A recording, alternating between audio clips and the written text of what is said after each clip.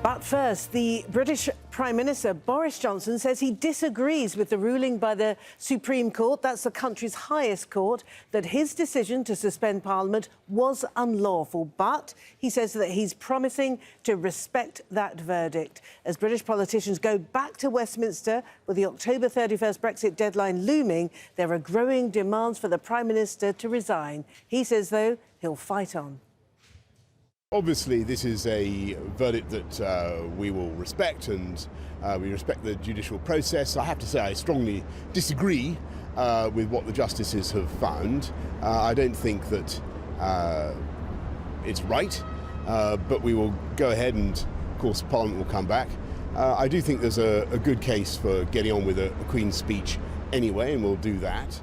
But I think the most important thing is we get on and deliver Brexit on October the 31st. And there's clearly the claimants in this case are determined to try to frustrate that and to stop that. I think it'd be very unfortunate if Parliament made that objective, which the people want delivered, more difficult. But we'll get on. Well, let's get a sense of exactly what was said in that Supreme Court hearing. This court has already concluded that the Prime Minister's advice to Her Majesty was unlawful, void and of no effect. This means that the order in Council to which it led was also unlawful, void and of no effect and should be quashed. The prorogation was also void and of no effect. Parliament has not been prorogued. This is the unanimous judgment of all 11 justices. Right, we've got Nadine Barber, our correspondent in Brighton. That's in the south of England, where the opposition Labour Party is holding its conference. We'll speak to him in a bit. First, though, let's go to Rory Challens. He's outside the Houses of Parliament in central London. And Rory, so with that Supreme Court ruling, the unanimous ruling, it's basically handing the ball back into the Court of Parliament.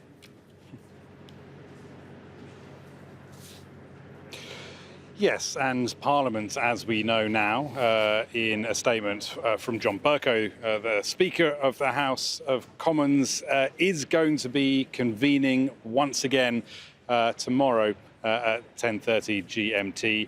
The House of Lords is also going to be convening again tomorrow. This is quick movement after that decision from the Supreme Court. Boris Johnson, as you just heard earlier in the programme, a short while ago, basically pretending as if this doesn't really change anything. This is the Prime Minister who famously compared himself to the Incredible Hulk.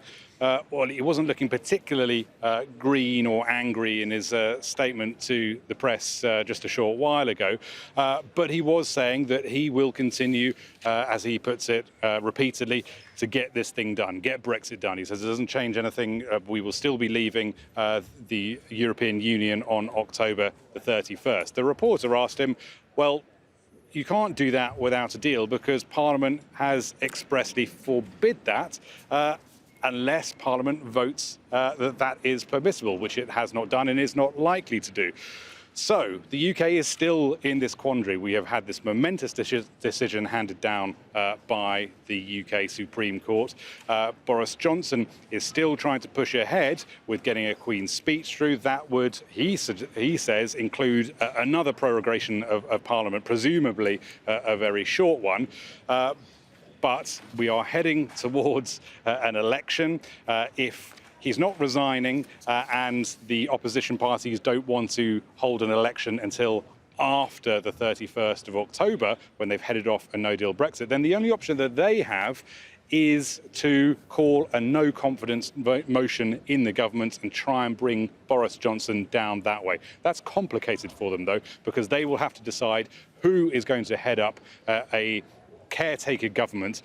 Most of them don't want Jeremy Corbyn, the leader of the Labour opposition party, to do so. So that is a difficult thing for them to try and reach a consensus on.